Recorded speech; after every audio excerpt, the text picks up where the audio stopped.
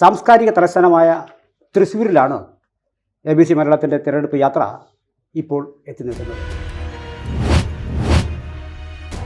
ആഴത്തിലുള്ള വിശകലനങ്ങളിലേക്ക് കടക്കും മുമ്പ് തൃശ്ശൂർ എൻ്റെ നാടാണ്. ഞാൻ തൃശ്ശൂരാണ് എൻ്റെ രാഷ്ട്രീയ പ്രവർത്തനവും സാമൂഹ്യ പ്രവർത്തനമൊക്കെ ഒരുപാട് കാലം നടത്തിയിട്ടുള്ളത്. ഞാൻ അവിടുത്തെ വിദ്യാർത്ഥി നേതാവായിരുന്നു, യുവജന നേതാവ്, ഫീൽഡിലൊക്കെ വർക്ക് ചെയ്തിരുന്നു. തൃശ്ശൂരിന് വലിയ ചരിത്രമുണ്ട്. 1957 AR Menon, doctor AR Menon, അന്ന് 5 സ്വതന്ത്രന്മാരുടെ പിൻബലത്തിലാണ് ലോകത്തിലെ ആദ്യത്തെ കമ്മ്യൂണിസ്റ്റ് പാർട്ടി ജനാധിപത്യ ക്രമത്തിൽ വരുന്നതെന്ന് പറഞ്ഞാൽ 5 സ്വതന്ത്രന്മാരാണ്. അതിലൊരാൾ AR മേനോനാണ്, വേറൊരാൾ ജോസഫ് മുണ്ടശ്ശേരി. അത് മണലൂർ മണ്ഡലത്തിൽ നിന്നാണ് ആദ്യം വരുന്നത്. അപ്പോൾ അതിനുശേഷം ജോസഫ് മുണ്ടശ്ശേരി തന്നെ വീണ്ടും അവിടെ മത്സരിക്കുന്നുണ്ട് പല പ്രാവശ്യം. പക്ഷേ ഒരു 90കൾ മുതൽ നമ്മൾ കാണുന്ന ഒരു കാര്യം, കോൺഗ്രസിന് ആധിപത്യം വരുന്നത്. അതിനാദ്യം 91 എനിക്ക് തോന്നുന്നു തേറമ്പിൽ രാമകൃഷ്ണൻ ആദ്യമായി അവിടെ 82 NDP സ്ഥാനാർത്ഥിയായിട്ടാണ് വരുന്നത്. അന്ന് അദ്ദേഹം NSSന്റെ രീതിയാണ്. അതിനുശേഷം അദ്ദേഹം കോൺഗ്രസിൽ ചേരുന്നു. പിന്നെയുള്ള ഒരു വർഷം AK മേനോൻ അവിടെ ഒരു തവണ 87 ജയിച്ചതൊഴിച്ചാൽ പിന്നെ ഏതാണ്ട് 2011 വരെ അദ്ദേഹം അവിടുത്തെ MLA ആണ്, കോൺഗ്രസ് MLA ആണ് തെറമ്പിലിനെ എനിക്ക് നന്നായിട്ട് അറിയാം. തെറമ്പിൽ വളരെ ജനകീയനാണ്, ആളുകളായിട്ട് വളരെ അടുപ്പമുണ്ട്. കരുണാകരൻ്റെ ആത്മസുഹൃത്തായിരുന്നു. ഇടയ്ക്ക് ചില പ്രശ്നങ്ങളൊക്കെ ഉണ്ടായെങ്കിൽ പോലും തെറമ്പിൽ കരുണാകരൻ്റെ മറ്റേ എന്താ പറയുക കയ്യ് എന്ന് പറയാവുന്ന ഒരാളാണ്. ആ അർത്ഥത്തിൽ അവിടെ ആളുകൾ ഒരു നല്ല മനുഷ്യനാണ് എന്ന രീതിയിൽ അങ്ങനെയൊക്കെ ഒരു വലിയ അഴിമതിയൊന്നും വന്നിട്ടില്ല. നല്ല മന്ത്രിയൊന്നും ആയില്ല, ഒരിക്കൽ സ്പീക്കർ മാത്രമായി ആയിട്ടുണ്ട്. അതുകൊണ്ട് അങ്ങനെ ജീവിച്ച ഒരാളാണ്. പക്ഷേ 2011 ആയപ്പോഴേക്കും ഉണ്ടായ പ്രശ്നം എന്താ വെച്ചാൽ 2011 കഴിഞ്ഞപ്പോഴേക്കും അവിടെ മണ്ഡലത്തിന്റെ പുനർനിർണയം നടന്നു. എന്നിട്ടും തേറമ്പിൽ പിടിച്ചു. പിന്നെ തേറമ്പിൽ മത്സരിക്കുന്നില്ല. സുനിൽകുമാർ വരുമ്പോൾ അവിടെ മത്സരിക്കുന്നത് വേറെ കോൺഗ്രസിന്റെ സ്ഥാനാർത്ഥിയാണ്. അങ്ങനെ വരുമ്പോൾ എന്താ സംഭവിച്ചതെന്ന് വെച്ചാൽ CPIക്ക് അവിടെ നല്ല സ്വാധീനമുണ്ട്. നേരത്തെ പറഞ്ഞതുപോലെ അച്യുതമേനോന്റെ ഒരു മണ്ഡലം എന്ന അർത്ഥത്തിലാണ് തൃശ്ശൂരിനെ നമ്മൾ കാണുന്നത്. VV രാഘവൻ ജയിക്കുന്നു, CK ചന്ദ്രപ്പൻ ലോക്സഭയിലേക്ക് ജയിക്കുന്നു, ഒക്കെ ഉണ്ട്. ആ അർത്ഥത്തിൽ ഒരു CPI-കാരൻ എന്നുള്ള നിലയ്ക്കും ചെറുപ്പക്കാരൻ എന്ന നിലയ്ക്കും ചേർപ്പ് മണ്ഡലത്തിൽ നിന്ന് അതിനു മുമ്പ് ജയിച്ച ആളാണ്. ചേർപ്പ് മണ്ഡലം ഇല്ലാതായി. അപ്പോൾ സുനിൽകുമാർ ഇവിടെ വരുന്നു. സുനിൽകുമാർ നല്ല രീതിയിൽ അവിടെ ജനങ്ങളുമായിട്ട് നല്ല ബന്ധം വരുന്നു. അങ്ങനെ സുനിൽകുമാർ അവിടെ ജയിക്കുന്നു നല്ല ഒരു ഭൂരിപക്ഷത്തിൽ. അന്ന് പൊതുവെ UDFന് അനുകൂലമായ ഒരു LDFന് അനുകൂലമായ ഒരു സാഹചര്യമാണ് 2016 നമ്മുടെ സോളാർ വിവാദവും കാര്യമൊക്കെ എത്തിക്കുന്നത്. ഞാനിത് പറയാൻ കാരണം തൃശ്ശൂർ മണ്ഡലത്തിൻ്റെ സ്വഭാവം നമ്മൾ അറിയണം. തൃശ്ശൂർ കോർപ്പറേഷൻ അതിൽ വളരെ മേജർ ചങ്കുള്ളൊരു സാധനമാണ്. പിന്നെയുള്ളത് 2-3 ചെറിയ പഞ്ചായത്തുകളാണ്. ഈ 2011 വിഭജനത്തിൽ CPM സാധാരണ ചെയ്യുന്നൊരു കാര്യം, ഈ മണ്ഡലത്തോട് പാർട്ടിക്ക് സ്വാധീനമുള്ള ഒരു ഘട്ടത്തിൽ ഇതിലേക്ക് നഗരസഭയിലേക്ക് തന്നെ അയ്യന്തോൾ പഞ്ചായത്ത് എന്നും CPMന് സ്വാധീനമുള്ളൊരു പഞ്ചായത്താണ്. അയ്യന്തോൾ പഞ്ചായത്ത് ഇങ്ങോട്ട് മാറ്റി വിൽവട്ടം എന്ന് പറയുന്ന ഒരു പഞ്ചായത്ത്, ഇതൊക്കെ ഇതിലേക്ക് മാറ്റി. അപ്പോൾ അത് കോർപ്പറേഷൻ വലുതാക്കി. കോർപ്പറേഷൻ LDFന് പിടിക്കാൻ വേണ്ടിയാണ് വന്നത്. പക്ഷേ കഴിഞ്ഞ തവണ പോലും ഒരു സ്വതന്ത്രന്റെ പിന്തുണയോട് കൂടിയാണ്, ഒരു സ്വതന്ത്രനെ മേയറാക്കിക്കൊണ്ടാണ് കഴിഞ്ഞ തവണ കോർപ്പറേഷൻ ഭരിച്ചത്. ഇത്തവണ നമ്മൾ അത് പഞ്ചായത്ത് തെരഞ്ഞെടുപ്പിൻ്റെ റിസൾട്ടിലേക്ക് വരുന്നതിന് മുമ്പ് ഈ തൃശ്ശൂർ നേരത്തെ നമ്മളെ പല മണ്ഡലങ്ങളെക്കുറിച്ച് പറഞ്ഞതുപോലെ ഒരു നഗരവൽകൃത മണ്ഡലം. അവിടെ RSSന് എന്നും പഴയൊരു സ്വാധീനമുണ്ട്. RSSൻ്റെ ഒരു സ്വാധീന മേഖല തൃശ്ശൂരുണ്ട്. പ്രത്യേകിച്ചും പൂങ്കുന്നം അതുപോലെയുള്ള പ്രദേശങ്ങളിൽ ചില പ്രത്യേക കമ്മ്യൂണിറ്റികളിലൊക്കെ അവർക്ക് വലിയ സ്വാധീനമുള്ള സ്ഥലങ്ങളാണ്. പണ്ടേ ഉണ്ട്, അത് 77 മുതൽക്ക് അതുണ്ട്. അപ്പോൾ അത് ഒരു ഭാഗമുണ്ട്. പിന്നെ പഴയ സീതാറാം മില്ല് ആയി ബന്ധപ്പെട്ട് അതിൻ്റെ കുറച്ച് തൊഴിലാളി ഏരിയകളുണ്ട്. പിന്നെ നഗരമുണ്ട്. ഇപ്പം നഗരം വലിയ തോതിൽ മാറിയിരിക്കും. അതുകൊണ്ട് തന്നെ നഗരവൽകൃത വോട്ട് എപ്പോഴും ട്രെൻഡിനനുസരിച്ച് വോട്ട് ചെയ്യുന്ന ഒരു കൂട്ടരാണ്. ഇപ്പോൾ ഈ നേരത്തെ പറഞ്ഞു ഈ നഗരസഭാ തെരഞ്ഞെടുപ്പിൽ വലിയ തിരിച്ചടിയുണ്ട്. ഞാൻ ഉറപ്പായി പറയുന്നു, ഇപ്പോൾ വേണമെങ്കിൽ നമുക്ക് പ്രവചിക്കാം, സുരേഷ് ഗോപി അടുത്ത തവണ ജയിക്കില്ല ലോക്സഭയിലേക്ക്. നല്ല അയാൾ 3ാം സ്ഥാനത്ത് വരും. അതിന് കാരണം സുരേഷ് ഗോപി അവിടെ ജയിച്ചത് യഥാർത്ഥത്തിൽ സുരേഷ് ഗോപിയുടെ വോട്ട് വെച്ചാൽ BJPയുടെ വോട്ട് കൊണ്ടല്ല. അവിടുത്തെ കുറേ ചെറുപ്പക്കാർ, ഇയാൾ നല്ലൊരു മനുഷ്യനാണ്, ഇപ്പം നമ്മൾ രാഷ്ട്രീയം നോക്കണ്ട, ഇയാൾക്ക് ചെയ്താൽ മതി. പിന്നെ കരുവന്നൂർ പോലെയുള്ള ലോക്സഭാ തെരഞ്ഞെടുപ്പിൽ ഇയാളുടെ മണ്ഡലത്തിലാണ് വരുന്നതെങ്കിൽ തൃശ്ശൂർ ലോക്സഭാ മണ്ഡലത്തിലാണ്. കരുവന്നൂർ പോലെയുള്ള പ്രശ്നങ്ങൾ, അതിൽ സുരേഷ് ഗോപി എടുത്ത ചില നിലപാടുകൾ, ഇങ്ങനെ കുറേ ഘടകങ്ങൾ പാർട്ടി പ്ലസ് വന്നിട്ടുണ്ട്. പക്ഷെ ഇപ്പോൾ പ്രശ്നം എന്താ വെച്ചാൽ ഇപ്പോൾ പാർട്ടിക്കാർക്ക് വരെ സുരേഷ് ഗോപിയെ വേണ്ട. തൃശ്ശൂരിലെ പാർട്ടിക്കാർക്ക് സുരേഷ് ഗോപിയെ വേണ്ട. അതുകൊണ്ടാണ് ഈ നഗരസഭാ തെരഞ്ഞെടുപ്പിൽ വലിയ തോതിൽ, കാരണം കഴിഞ്ഞ തവണ സുരേഷ് ഗോപിക്ക് വോട്ട് ചെയ്ത ഒരു മിഡിൽ ക്ലാസ്, ആ മിഡിൽ ക്ലാസ് അത് ഭൂരിഭാഗവും UDFൻ്റെ ആയിരുന്നു. പിന്നെയുള്ളത് കുറച്ച് LDFൻ്റെ ഉണ്ട്. ആ വോട്ട് യഥാർത്ഥത്തിൽ ഇത്തവണ തിരിച്ച് UDFിലേക്ക് വന്നു. അതാണ് ഇപ്പൊ നമ്മൾ അവിടുത്തെ കണ്ടൊരു പിക്ചർ. അപ്പൊ തൃശ്ശൂർ മണ്ഡലത്തെ സംബന്ധിച്ചിടത്തോളം അവിടെ സ്ഥാനാർത്ഥി വളരെ പ്രധാനമാണ്. എനിക്ക് തോന്നുന്നില്ല ബാൽസി എന്ന് നമ്മൾ സ്നേഹത്തോടെ വിളിക്കുന്ന ബാലേന്ദ്രനോട് സീറ്റ് കൊടുക്കാൻ സാധ്യതയുണ്ട്. ബാലേന്ദ്രനെതിരെ കുറെ പ്രശ്നങ്ങളൊക്കെ ഉണ്ട്. നല്ല മനുഷ്യനാണ്, സാഹിത്യകാരനൊക്കെയാണ്. പക്ഷേ ബാലേന്ദ്രന് കൊടുക്കുമെന്നറിയില്ല. തൃശ്ശൂര് പത്മജ തൃശ്ശൂർ മത്സരിക്കാൻ സാധ്യതയുണ്ട് എന്നൊരു വാർത്തയുണ്ട്. പത്മജ തൃശ്ശൂര് BJP സ്ഥാനാർത്ഥിയായിട്ട് മത്സരിച്ചാൽ വലിയ തോതിലുള്ള പരാജയമായിട്ടുണ്ടാവുക. കാരണം എന്താ വെച്ചാൽ വേറെ ഒന്നുമല്ല, പത്മജയോട് അങ്ങനത്തെ അവിടുത്തെ BJPക്കാർക്ക് വലിയ താല്പര്യമൊന്നുമില്ല. കാരണം ഇവർ വന്നു കയറി വരാണ്. അവിടെ വർഷങ്ങളായി RSSനും BJPക്കും വേണ്ടി വർക്ക് ചെയ്യുന്ന ഒരുപാട് പേര് അവിടെയുണ്ട്. അപ്പോൾ അതുകൊണ്ട് അവർക്ക് പിന്നെ അത്ര ഒരു ഇമേജ് കരുണാകരൻ്റെ മകൾ എന്നുള്ളൊരു ഇമേജ് ഉണ്ടായിരുന്നു. ഈ കഴിഞ്ഞ തവണ അവർ നിയമസഭയിൽ ജയിക്കണമായിരുന്നു. അപ്പോൾ കരുണാകരൻ്റെ മകൾ എന്നുള്ളൊരു ഇമേജ് അവർക്കില്ല എന്നുള്ളത് അവിടെ ഒരു പ്രശ്നമാണ്. UDFന്റെ സ്ഥാനാർത്ഥി ആര് വരും എന്ന് പറയാൻ പറ്റില്ല. പല ഊഹങ്ങൾ കേൾക്കാനുണ്ട്. സന്ദീപ് വാര്യരുടെ പേര് വരെ അവിടെ കേൾക്കുന്നുണ്ട്, അറിയില്ല.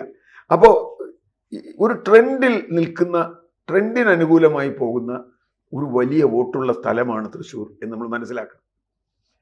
ആ ട്രെൻഡ് ഈ തെരഞ്ഞെടുപ്പിൽ ഏർക്ക് അനുകൂലമാവും ട്രെൻഡ് എന്നുള്ളതാണ് ഒരു പ്രശ്നം. പൊതുവെ BJPക്ക് അനുകൂലമായ ഒരു ട്രെൻഡ് വരാണ്ട് സാധ്യതയില്ല. കാരണം കേരളം BJP ഭരിക്കില്ല എന്നുള്ളത് എല്ലാവർക്കും അറിയാം. അപ്പോൾ ഏത് ട്രെൻഡാണോ അത് UDFന് അനുകൂലമാണോ LDFന് അനുകൂലമാണോ അല്ലെങ്കിൽ UDFനെതിരാണോ LDFനെതിരാണോ എന്നത് വളരെ നിർണായകമാണ് ഈ തെരഞ്ഞെടുപ്പിൽ തൃശ്ശൂരിനെ സംബന്ധിച്ചിടത്തോളം. ആ ട്രെൻഡിനനുസരിച്ച്, കാരണം മധ്യവർഗം അങ്ങനെയാണ്, മധ്യവർഗം ട്രെൻഡിനനുസരിച്ച് വോട്ട് ചെയ്യുന്ന കുറേ ആളുകളുണ്ട്. പിന്നെ സ്ഥാനാർത്ഥിയെ നോക്കി വോട്ട് ചെയ്യുന്നവരുണ്ട്. സ്ഥാനാർത്ഥി അത്ര ഗംഭീരനോ ഒക്കെ ആണെങ്കിൽ, അങ്ങനെ ഉണ്ടെങ്കിൽ അതും ചെയ്യാൻ വഴിയുണ്ട്. അപ്പോൾ അതുകൊണ്ട് നമുക്കിപ്പോൾ പ്രവചനമൊന്നും സാധ്യമല്ല. പക്ഷേ സ്ഥാനാർത്ഥിയെ കൂടി ആശ്രയിച്ചായിരിക്കും തൃശ്ശൂരിൻ്റെ തെരഞ്ഞെടുപ്പ് ഫലം എന്നാണ് ഞാൻ പ്രതീക്ഷിക്കുന്നത്. ഇനി അത് നമ്മൾ ഒന്നുകൂടി ശ്രദ്ധിക്കേണ്ട ഒരു കാര്യം എന്ന് പറയുന്നത്, നമുക്ക് 16 നിന്ന് 21 എത്തുമ്പോൾ വോട്ടിംഗ് പെർസെൻറ്റേജ് കുറയുകയാണ് സാർ. അപ്പോൾ ഇത്തവണ ഒരു മൂന്നാമത് LDF വരണമെന്ന് അവരാഗ്രഹിക്കുന്നു. കോൺഗ്രസിന് ഇനി ഒരു തവണ കൂടി പുറത്തേക്ക് നിൽക്കാനുള്ള സാഹചര്യമില്ല. ഒരു ചില്ലറ സീറ്റുകളെങ്കിലും പിടിക്കണമെന്നൊരു BJPക്ക് ഒരു തോന്നലുണ്ട്. ഇതെല്ലാം കൂടി കണക്ക് വെച്ച് നോക്കുമ്പോൾ ഈ കഴിഞ്ഞ തവണ 2% വോട്ട് കുറവായിരുന്നു. അത് കൂടാനുള്ള സാധ്യത സ്വാഭാവികമായും ഇത്തവണ ഉണ്ടാകുമല്ലോ. അങ്ങനെ സംഭവിക്കുകയാണെങ്കിൽ അതിലുണ്ടാക്കാവുന്ന രാഷ്ട്രീയമായ മാറ്റം അല്ല, വോട്ടിംഗ് ശതമാനം കൂടുമെന്ന് ഞാൻ പ്രതീക്ഷിക്കും. വോട്ടിംഗ് ശതമാനം കൂടിയേക്കും. തൃശ്ശൂർ ഇത്തവണ SIR നടപ്പാക്കിയപ്പോൾ നമ്മൾ കണ്ട ഒരു കാര്യം, കേരളത്തിൽ ഏറ്റവും കൂടുതൽ വോട്ട് ഒഴിവായി പോയ സ്ഥലം തൃശ്ശൂരാണ്. ഏറ്റവും കൂടുതൽ. കാരണം എന്താ വെച്ചാൽ അതിന് പണ്ട് സുരേഷ് ഗോപിക്കെതിരെയും BJPക്കെതിരെ ഒരു പരാതി വന്നിട്ടുണ്ട്. അവിടെ കൊണ്ടുവന്ന് നാളെ ചേർത്തിട്ടുണ്ട് എന്നുള്ളതും കുറെ വിവാദങ്ങൾ. SIR രാഹുൽ ഗാന്ധി ഹരിയാനയെക്കുറിച്ചും ഒക്കെ പറഞ്ഞത്, കർണാടകയെക്കുറിച്ച് പറഞ്ഞത് ഏതാണ്ട് തൃശ്ശൂരിൽ ഉണ്ട് എന്നൊരു സംഗതി വന്നിട്ടുണ്ട്. പോയ വോട്ടുകളിൽ അധികം BJPയുടെ ആണെന്ന് പറഞ്ഞിട്ട്. അപ്പോൾ വോട്ടിംഗ് ഈ SIRും കൂടി നമ്മൾ കണക്കാക്കണത് ഒരു ട്രിമ്മിങ് വരും. ഇതിൽ ട്രിമ്മിങ് വന്നു കഴിയുമ്പോൾ ഒരു ഗുണം എന്താ വെച്ചാൽ ഈ പോളിംഗ് പെർസെൻറ്റേജ് കൂടും. കാരണം എന്താ വെച്ചാൽ മരിച്ചവർ, സ്ഥലത്തില്ലാത്തവര്, വോട്ടിംഗ് ഇതുപോലെ പോയവര്, SIRൽ പൗരത്വ പ്രശ്നമുള്ള ആളുകൾ, ഇവരൊക്കെ പോവും. അപ്പോൾ മൊത്തം വോട്ട് കുറയാനാണ് സാധ്യത, എണ്ണം. അങ്ങനെ വരുമ്പോൾ പെർസെൻറ്റേജ് കൂടും. പക്ഷെ ഞാൻ ഈ പെർസെൻറ്റേജിൽ വലിയ വിശ്വാസമില്ല എനിക്ക്. കാരണം വെച്ചാൽ എത്ര വോട്ട് പോൾ ചെയ്തു എന്നുള്ളതാണ് പ്രധാനം. നേരത്തെ പറഞ്ഞതുപോലെ ട്രെൻഡ് അനുകൂലമാണെങ്കിൽ ഇവനെ തോൽപ്പിക്കണം. മിക്കവാറും കേരളത്തിൽ എതിർ ട്രെൻഡേ ഉണ്ടാവുള്ളൂ ആർക്കെങ്കിലും. അപ്പോൾ ഈ സ്ഥാനാർത്ഥിയെ തോൽപ്പിക്കണം അല്ലെങ്കിൽ ഈ പാർട്ടിയെ തോൽപ്പിക്കണം എന്ന് തീരുമാനിച്ച ആളുകൾ വരികയാണെങ്കിൽ പെർസെൻറ്റേജ് കൂടും.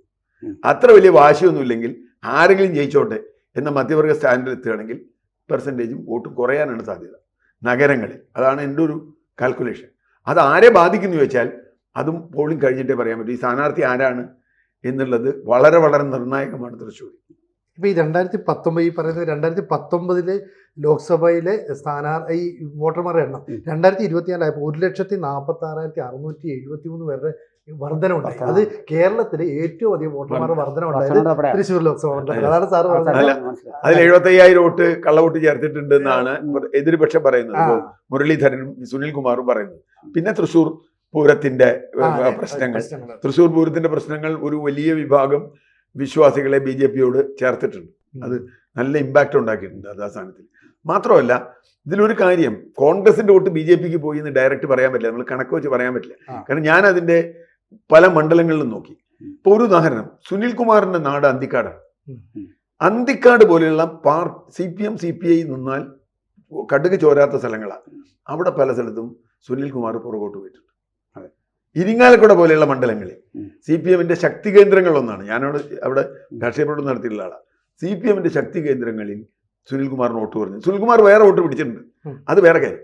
സുനിൽകുമാറിന്റെ വ്യക്തി എന്നുള്ള നിലയ്ക്ക് കുറെ വോട്ട് പിടിച്ചിട്ടുണ്ട്. ആ വോട്ട് യഥാർത്ഥത്തിൽ CPM കളഞ്ഞിട്ടുണ്ട്. CPM വോട്ട് അത് CPM മനഃപൂർവ്വം വോട്ട് ചെയ്യുന്നത് ഞാൻ പറയില്ല. ഈ പറഞ്ഞ BJP ആംഗിൾ CPMകാരിൽ വരുന്നത്, പ്രത്യേകിച്ചും സുരേഷ് ഗോപിക്ക് അനുകൂലം യങ്സ്റ്റേഴ്സ് എന്നൊക്കെ പറഞ്ഞ് എനിക്ക് നല്ല അനുഭവമുള്ളതുകൊണ്ട് ഞാൻ പറയുന്നത്, യങ്സ്റ്റേഴ്സൊക്കെ വലിയ തോതിൽ എൻ്റെ നാട്ടുകാർ പലരും പഴയ പാർട്ടിക്കാരുടെ കുടുംബക്കാർ പിള്ളേരൊക്കെ പറഞ്ഞത് ഞങ്ങൾ SGക്കാ വോട്ടെന്ന്. കാരണം ഇനി അവർ SGക്ക് ചെയ്യില്ല, പക്ഷേ SGക്കാണ് വോട്ട്. ഞാൻ അവരായിട്ട് വഴക്കുണ്ടാക്കിയിട്ടുണ്ട്. ഇവിടെ മക്കളെ നീയൊക്കെ ഇത് കമ്മ്യൂണിസ്റ്റ് പാർട്ടിക്ക് വേണ്ടി ജീവിച്ച അതിൻ്റെ അച്ഛനും അപ്പൂപ്പനും ഒക്കെ അല്ലെങ്കിൽ ചേട്ടനൊക്കെ, അതൊക്കെ വേറെ കാര്യം, ഞങ്ങൾ തവണ SGക്കാണ്. ആ ഒരു ട്രെൻഡ് അവിടെ ഉണ്ടായിരുന്നു സുരേഷ് ഗോപിക്ക് അനുകൂലമായി. അത് ഇനി ഉണ്ടാവില്ല. ഞാൻ പറഞ്ഞു ഒരു വർഷം കഴിഞ്ഞപ്പോൾ ഈ തദ്ദേശ തെരഞ്ഞെടുപ്പിന്റെ റിസൾട്ട് വന്നു. അതിലെങ്ങനെയാണ് ഇതിന്റെ തദ്ദേശ സ്വയംഭരണ തെരഞ്ഞെടുപ്പ് ഒടുവിൽ നടന്നത് പോലും UDFനാണ് മേൽക്കോയ്മ. 49,226 വോട്ടുകൾ അവർക്ക് ലഭിച്ചപ്പോൾ LDFന് 39,260, NDAക്ക് അത് 25,470. അതായത് ഒരു മേൽക്കോയ്മ പിന്നെ സാറ് പറഞ്ഞതുപോലെ അത് ഇന്ത്യക്ക് കൈവശം വന്നു. അത് UDFന് അനുകൂലമായിട്ട് മാറുകയാണ് ചെയ്തത്. ഇതാണ് ഏറ്റവും ഒടുവിലത്തെ സാഹചര്യം. പ്രേക്ഷകർക്കായിട്ട് നമ്മുടെ ആ തൃശ്ശൂർ മണ്ഡലത്തിൽ 2016-ലും 2021-ലെയും കണക്കുകൾ ഞാൻ വേഗത്തിൽ വായിക്കുകയാണ്. 2016 1,72,358 ടോട്ടൽ ഇലക്ടേഴ്സാണ് ഉണ്ടായിരുന്നത്. അത് 73.8% പോൾ ചെയ്തു. അതായത് 1,27,000 സംതിങ് ആണ് പോൾ ചെയ്തത്. അന്ന് വിജയിച്ചത് VS സുനിൽകുമാർ ആയിരുന്നു. അദ്ദേഹത്തിന് 6,987 ആണ് അദ്ദേഹത്തിന് ലഭിച്ച മാർജിൻ. 42.19 ആണ് വോട്ടിംഗ് പെർസെൻറ്റേജ്. പത്മജ വേണുഗോപാൽ എന്നവിടെ പിന്നെ മത്സരിച്ചത് സാർ ഓർക്കുന്നുണ്ടാവും. അപ്പോൾ അവർ രണ്ടാം സ്ഥാനത്തേക്ക് വന്നു. 46,000 പരം വോട്ടുകളാണ് അവർക്ക് ലഭിച്ചത്. പിന്നെ അഡ്വക്കേറ്റ് B. ഗോപാലകൃഷ്ണനാണ് BJPയുടെ സ്ഥാനാർത്ഥി. അന്ന് ഇപ്പോൾ പത്മജ അപ്പുറത്ത് പോയെങ്കിലും അന്ന് അദ്ദേഹത്തിന് കിട്ടിയത് 24,000 പരം വോട്ടുകളാണ് കിട്ടിയത്. ഇനി 21-ലേക്ക് വരുമ്പോൾ വോട്ടിംഗ് പെർസെൻറ്റേജിൽ കുറവാണ് വരുന്നത്. 73-ൽ നിന്ന് 70-ലേക്ക് വരുന്നു. അപ്പോൾ 1,29,000 ആണ് വാസ്തവത്തിൽ അവിടെ പോൾ ചെയ്തത്. ശതമാനവും കുറവുണ്ട്. അന്ന് P. ബാലചന്ദ്രനായിരുന്നു LDFൻ്റെ വിജയിച്ച് കയറിയത്. 946 വോട്ടുകളുടെ ഭൂരിപക്ഷം നന്നേ പിന്നെ കുറയുകയാണ് ചെയ്യുന്നത്. പിന്നെ പത്മജ വേണുഗോപാൽ വീണ്ടും അവിടെ മത്സരിക്കുന്നു. പിന്നെ സുരേഷ് ഗോപിയാണ് അന്ന് അവിടെ മത്സരിച്ചത്. 40,457 വോട്ട്. അപ്പോൾ കുറച്ച് വോട്ടുകളുടെ വ്യത്യാസം 24-ൽ നിന്നാണ് ഈ 40-ലേക്ക് വരുന്നത്. ഇനി ഇത് നമ്മുടെ പെർസെൻറ്റേജ് കണക്കാണ്. ഇനി ആ നിയമസഭാ മണ്ഡലത്തിലേക്ക് വരുമ്പോൾ മുണ്ടശ്ശേരി മാസ്റ്റർ ഉൾപ്പെടെ ഉള്ളവർ ഉണ്ടായിരുന്ന ജയിച്ചു കയറിയ ഒരു പിന്നെ മണ്ഡലമാണ്. 2019-ലെയും 2024-ലെയും പാർലമെൻറ്റ് ഇലക്ഷനിൽ വിജയിച്ച ആൾക്കാരുടെ സവിശേഷ വ്യക്തിത്വങ്ങളാണെങ്കിൽ അവരുടെ പേരുകൾ, പിന്നെ വോട്ടിംഗ് പെർസെൻറ്റേജ് ഒക്കെ കടന്ന് 19-ലും 24-ലും ഉള്ള കണക്കുകൾ വെച്ചിട്ട് തുടങ്ങും. തീർച്ചയായും. ഇപ്പോൾ 2019 തൃശ്ശൂരിലെ ലോക്സഭാ മണ്ഡലത്തിൽ മത്സരിച്ച് വിജയിക്കുന്നത് കോൺഗ്രസിന്റെ TN പ്രതാപനാണ്. പരാജയപ്പെടുത്തുന്നത് രാജാജി മാത്യു തോമസിനെയും അതുപോലെ തന്നെ സുരേഷ് ഗോപിയുമാണ്. ആ തെരഞ്ഞെടുപ്പ് വളരെ നിർണായകമായിരുന്നു. കാരണം സുരേഷ് ഗോപി എന്ന് പറയുന്ന BJP കാൻഡിഡേറ്റ് അവിടെ മത്സരിച്ചിട്ട് 2,93,822 വോട്ട് പിടിച്ചെടുത്തു. അത്രയും വലിയ സ്വാധീനം BJPക്ക് അവിടെ ഉണ്ടാക്കാൻ സാധിച്ചു. അതിനപ്പുറത്തേക്ക് സുരേഷ് ഗോപി ജയിക്കുമെന്ന പ്രതീതി വരെ ഉണ്ടാക്കി. പക്ഷേ രാജാജി മാത്യു 3,21,456 വോട്ടാണ് പിടിച്ചത്. വിജയിച്ച TN പ്രതാപൻ 4,15,089 വോട്ടും പിടിച്ചു. അതുകൊണ്ട് തന്നെ 2024 ലോക്സഭാ തെരഞ്ഞെടുപ്പ് വളരെ നിർണായകമായിരുന്നു. ശക്തമായ ത്രികോണ മത്സരം എന്നാണ് പറയുന്നത്. VS സുനിൽകുമാർ എന്ന് പറയുന്ന സ്ഥാനാർത്ഥിയെയാണ് CPI രംഗത്തിറക്കിയത്. സുരേഷ് ഗോപി NDAയുടെ സ്ഥാനാർത്ഥിയായിട്ട് വരുന്നു. ഇവിടെ മത്സരിക്കുന്ന സമയത്താണ് ഈ തൃശ്ശൂർ പൂരം അലങ്കോലമാക്കിയതുമായി ബന്ധപ്പെട്ട് വലിയ വിവാദങ്ങളൊക്കെ പൊട്ടിപ്പുറപ്പെട്ടത്. എന്തായാലും സുരേഷ് ഗോപി ഇതാദ്യമായിട്ട് BJPക്ക് വേണ്ടി ലോക്സഭയിൽ അക്കൗണ്ട് തുറക്കുന്ന ഒരു കാഴ്ചയാണ് 2024 കണ്ടത്. ഈ പറയുന്ന രാജാജി മാത്യുവിന് പകരം VS സുനിൽകുമാർ വന്നു. സുനിൽകുമാറിന് വലിയ ഇമേജ് ഉണ്ടായിരുന്നുവെങ്കിലും വിജയിക്കാൻ കഴിഞ്ഞില്ല. എന്തായാലും 2019, 2024 ലോക്സഭയിലെ വോട്ടിംഗ് പാറ്റേൺ നമ്മളൊന്ന് കണക്കിലെടുത്താൽ 2019 UDFന് 44.3% വോട്ടുകൾ ഉണ്ടായിരുന്നു. അതേസമയം 2024 ആയപ്പം UDFന്റെ വോട്ട് ഷെയർ എന്നുള്ളത് 31% കുറഞ്ഞു. ഏതാണ്ട് 13% വോട്ട് കുറയുകയാണ് ചെയ്തത്. ഇവിടെ LDFന് 2019 ഏതാണ്ട് 24.7% ഉണ്ടായിരുന്നത് 2024 ആയപ്പം 26% വർദ്ധിച്ചു. ഏതാണ്ട് 1%-ലധികം വർധനവ്. പക്ഷേ BJPയുടെ വർധനവെന്ന് പറയുന്നത് ഇരു മുന്നണികളെയും ഒരുപോലെ ഞെട്ടിച്ചതാണ്. 29.9% വോട്ടുകൾ സമാഹരിച്ച BJP 2019 നിന്ന് 2024 എത്തിയപ്പോൾ 41.8% വോട്ട് സമാഹരിച്ചു. അങ്ങനെയാണ് സുരേഷ് ഗോപി തൃശ്ശൂരിൽ നിന്ന് വിജയിച്ചു കയറുന്നത്. അതിനു മുമ്പ് ഞാനിങ്ങ് തൃശ്ശൂർ എടുക്കുകയാണെന്നൊക്കെ പറഞ്ഞിട്ട് സുരേഷ് ഗോപി ഒരുപാട് ട്രോൾ തോന്നിയതാണ്. പക്ഷേ എന്തുകൊണ്ടോ ജനങ്ങളെല്ലാം തന്നെ സുരേഷ് ഗോപിയുടെ കൂടെ നിന്നു. ഇനി മൊത്തത്തിൽ ഈ മണ്ഡലത്തിന്റെ ഒരു കാൽക്കുലേഷൻ നമ്മൾ നോക്കിയാൽ പണ്ട് മുതൽ തന്നെ CPI കോൺഗ്രസ്, അതായത് CPIക്ക് വേണ്ടിയിട്ട് LDF വിട്ടുകൊടുത്ത ഒരു ലോക്സഭാ മണ്ഡലം എന്ന് പറയാം. 1951 ആദ്യത്തെ തെരഞ്ഞെടുപ്പിൽ ഉണ്ണി ചാലക്കൽ എന്ന് പറയുന്ന ആളാണ് അവിടെ നിന്ന് വിജയിക്കുന്നത്. അന്ന് പക്ഷേ തിരുക്കൊച്ചിയുടെ ഭാഗമായിരുന്നു ഈ തൃശ്ശൂർ എന്ന് പറയുന്നത്. പരാജയപ്പെടുത്തിയത് ജോസഫ് മുണ്ടശ്ശേരിയാണ്. പിന്നീട് അങ്ങോട്ടേക്കും ഇങ്ങോട്ടേക്കും ഒക്കെ മാറി വരുന്നു. ഏറ്റവും ഒടുവിൽ ഈ പറയുന്ന സുരേഷ് ഗോപിയാണ് 2024, 2019 വന്നപ്പോൾ TN പ്രതാപനായി, 2014 വന്നപ്പോൾ CN ജയദേവ്, അദ്ദേഹം KP ധനപാലിനെ പരാജയപ്പെടുത്തിയാണ് അന്ന് വിജയിച്ചത്. 2009 PC ചാക്കോയാണ് അവിടെ നിന്ന് വിജയിച്ചത്. അന്ന് പരാജയപ്പെടുത്തിയതും ജയദേവനെ തന്നെയായിരുന്നു. അതിനുശേഷം 2004 മുൻപ് കണ്ടാൽ അവിടെ നിന്ന് ഈ പറയുന്ന CK ചന്ദ്രപ്പൻ വിജയിച്ച് കയറി. CK ചന്ദ്രപ്പൻ്റെ ഒരു അഭിമാന പോരാട്ടം എന്നൊക്കെ അന്ന് കരുതിയതാണ്. അന്ന് AC ജോസിനെയാണ് പരാജയപ്പെടുത്തിയത്. അതിന് തൊട്ട് മുമ്പ് വർഷം, അതായത് 1999 AC ജോസാണ് വിജയിച്ചത്. അതിനു മുമ്പ് 1996 98 VV രാഘവൻ അവിടെ നിന്ന് വിജയിച്ച് കയറി. VV രാഘവൻ എന്ന് പറഞ്ഞ് കരുണാകരനെയൊക്കെ അട്ടിമറിച്ച് വലിയ പേരെടുത്ത ഒരു CPIയുടെ നേതാവ്. അങ്ങനെ തുടർച്ചയായിട്ട് CPIക്കും കോൺഗ്രസിനും മാറി മാറി ലഭിച്ചുകൊണ്ടിരുന്ന ഈ തൃശ്ശൂർ മണ്ഡലമാണ് സുരേഷ് ഗോപിയിലൂടെ BJP പിടിച്ചെടുത്തത്. പക്ഷേ ഇത്തവണത്തെ തദ്ദേശ തെരഞ്ഞെടുപ്പിൽ ഈ സുരേഷ് ഗോപി നേടിയ നേട്ടം അത്ര കാര്യമായിട്ട് പ്രതിഫലിച്ചിട്ടുണ്ടോ എന്നുള്ളതിൽ സംശയമുണ്ട് അല്ലേ? പ്രതിഫലിച്ചിട്ടില്ല.